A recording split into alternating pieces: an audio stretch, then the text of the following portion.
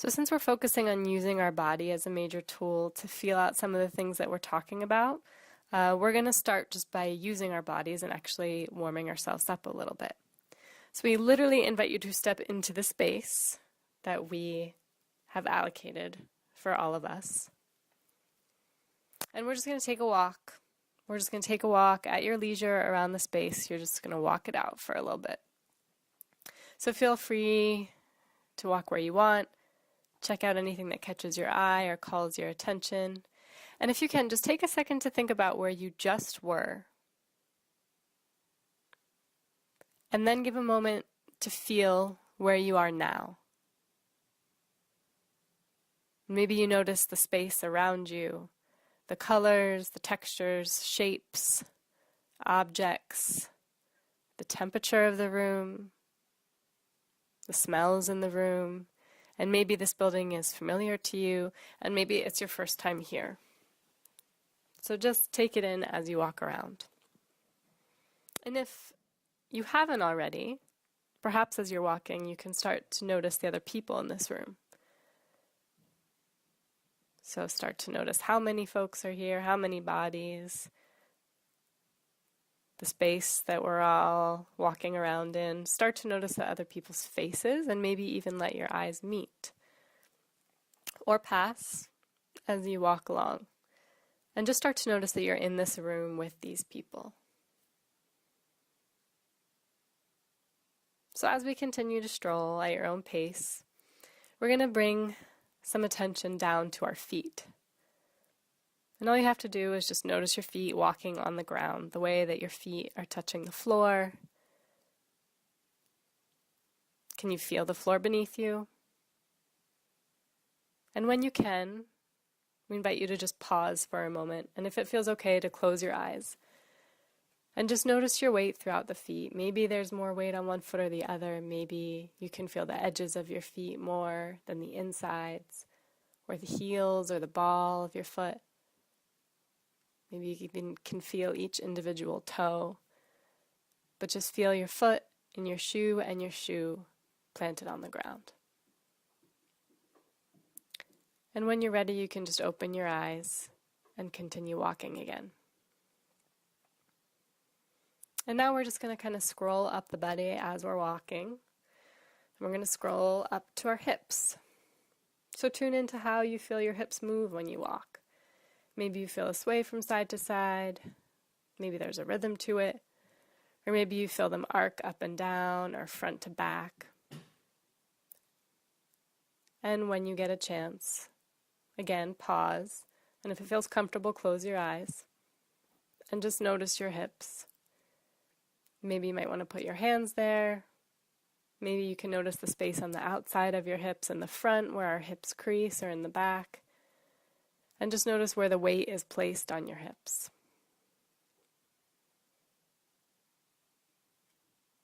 And when you're ready, you can open your eyes and just keep on walking. So we're going to scroll up the body one more time as we're strolling around, up to the shoulders. And as you notice the shoulders, maybe you observe the space between the two shoulder blades on your back. Notice where your shoulders are positioned. Are they curved to the front, or maybe they're arched to the back? And how does your chest feel in relationship to your shoulders? How do your arms feel? And again, when you can, just pause. And if you feel comfortable, close your eyes. And just take a second with your shoulders. Are they held tight? Are they loose? Are they tired? Just notice how they feel. And when you're ready, you can open your eyes and continue to walk around. And we invite you to just observe what new information you have about these places of the body that we just visited. So know that these are just a few places in the body. And also notice that they are major places of action. They're major places of power. Yeah, they can take us away and towards things, people, situations. They can protect us. They're also really unique and expressive. And they hold experiences, they hold emotions, they hold our knowledge. So as we finish up this little stroll, we invite you to step into this space and bear witness. We invite you to hear and feel our experiences.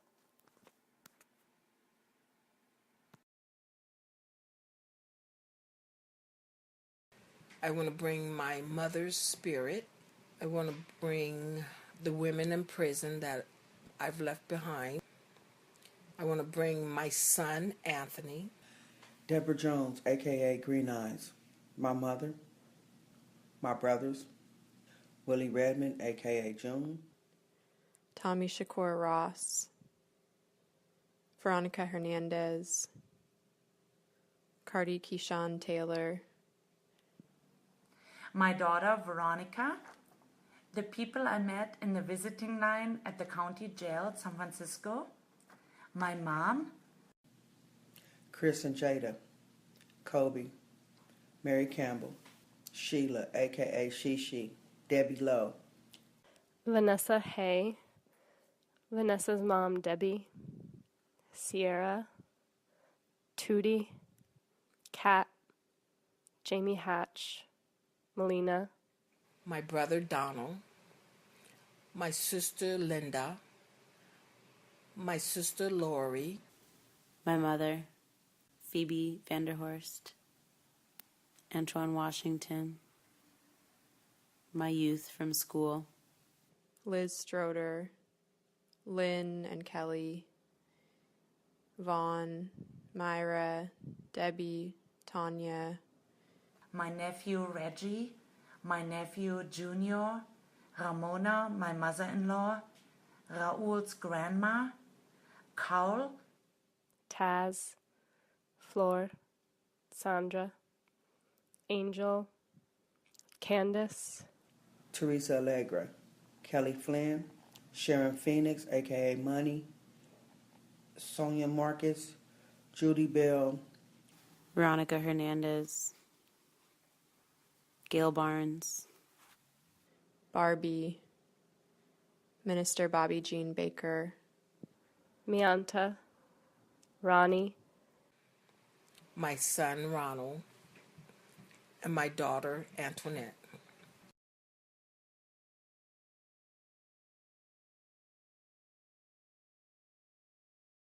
My brother's a lifer. He's been locked up.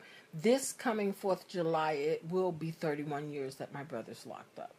I'm basically on both sides of this story of having a lifer as a brother and being a mother of a victim of a violent crime. I have a son that was shot to death.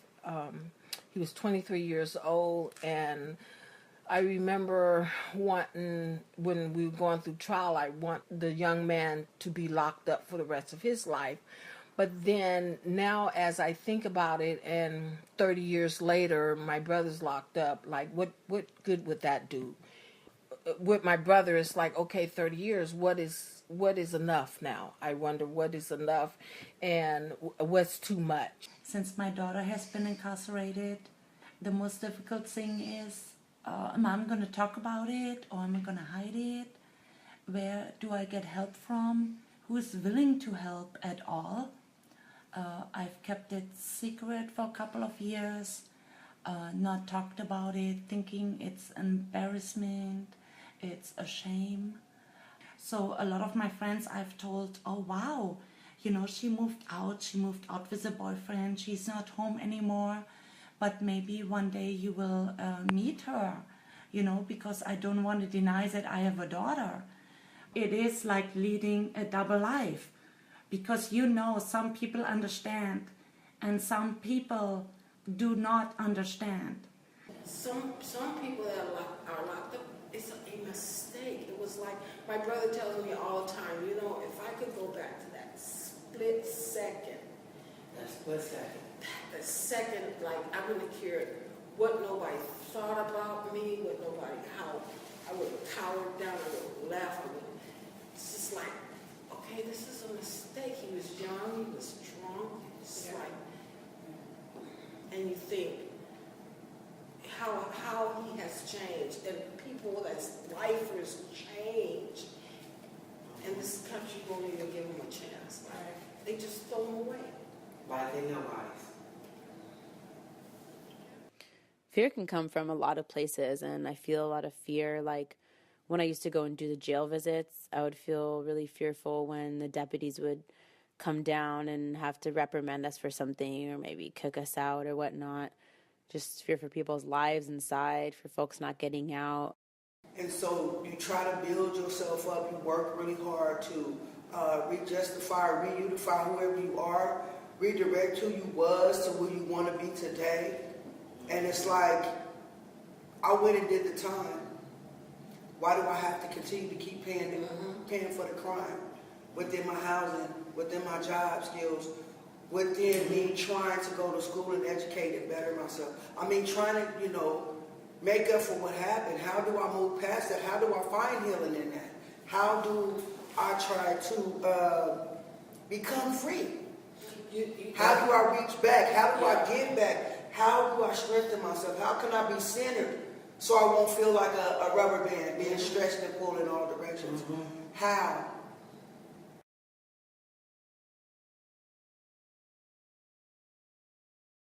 So sometimes I feel kind of defeated, and it makes me feel small, and like it's hard to move. And I feel, that there's, I don't know, something caved in. I feel like my heart isn't really at the front of my chest. It's pretty far back. Kind of like, what you said, kind of like feel imploded or something, like a lot of pressure inward. When I feel powerless, I feel it all over my body, but mostly in my stomach. I feel heavy, like on my shoulders. I feel closed. That's how I feel. I feel really closed, like I want to just hold myself and wrap myself up. I feel uncentered. I feel shaky. I get sweaty and really anxious. Feels really tight and warm, like my body constricts and tenses up. My stomach contracts and I kind of feel a little nauseated. I got a feeling in my little tingly, I think. Yeah, tingly. Samantha, what do you think that'll look like? Help me shape her body. I want your mouth to look like this. That. Eyes drawn down, head tilted because you're defeated. Yeah, like that. Like Carson physics, like you're defeated, right? And I want your stomach to be like, I want you to look like that. Kind of like put your leg like this because you're like slumped and stuck. Yeah, like that.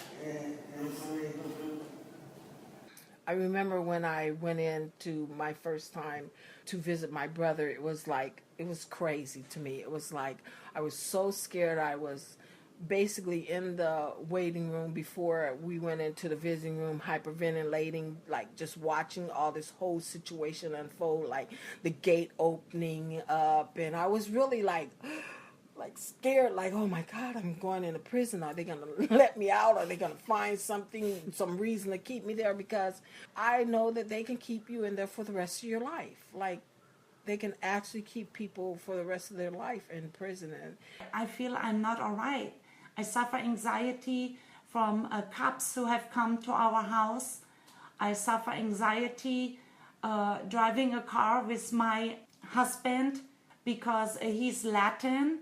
And I suffer anxiety because of that, because I've known how people of different culture and different color, different skin color get treated. I remember when I left the meeting with the lawyers and the DA after 2 hours and walked out on the street, I suddenly realized I had a headache, and I realized that I had to pee and that my back was hurting and my shoulders were really tense. It was like for those entire 2 hours I didn't have a body. It's like so much was riding on that meeting. Someone else's life was riding on that meeting, that I relied on an old survival skill of leaving my body and of disassociating in order to get through it.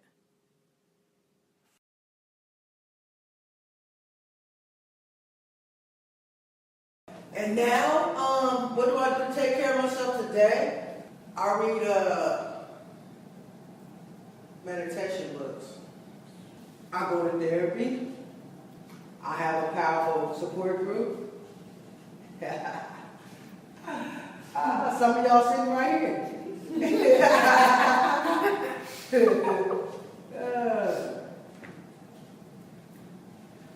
I've changed the way I think. I've changed the way I think of me. I did whatever the state of California told me to do to get to come see my brother. I knew I couldn't live with the fact if something happened to him and I never got to go see him. And I was in control of the situation. Like I could do this. Learning how to fight for other people has taught me how to fight for myself. Part of what has brought me to this community and to this fight is to heal myself and to heal things that have happened to me. Be able to heal backwards. Witnessing the amount of trauma that we do in this community it's intense, and we witness a lot of joy and a lot of power as well. But I think I really have learned and am continuously learning about how to kind of build some sort of like membrane around me, like that's permeable, so that things don't get consumed in my body and in my life, but that I have a sense of control and I have a sense of things that I can keep at a distance, that I can see and witness, but also that don't completely inhabit me. For a long time I was embarrassed too, like to say anything. And then this time when I went to FOTEP, I learned to just be an open book. Because when you're an open book, can't nobody come out and snatch you.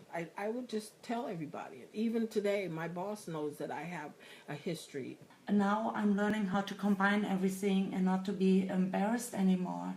And tell, you know what? I have a girl who made a mistake when she was 16. And I'm not embarrassed anymore. She landed up in the jail system and now in the prison system. I'm not embarrassed anymore. My daughter is in prison right now, and I'm not going to hide anymore. You have to accept me and our family the way we are. And my daughter has been in prison, and it's not all her fault. That's why I've been in hiding for so long. But I'm not embarrassed anymore.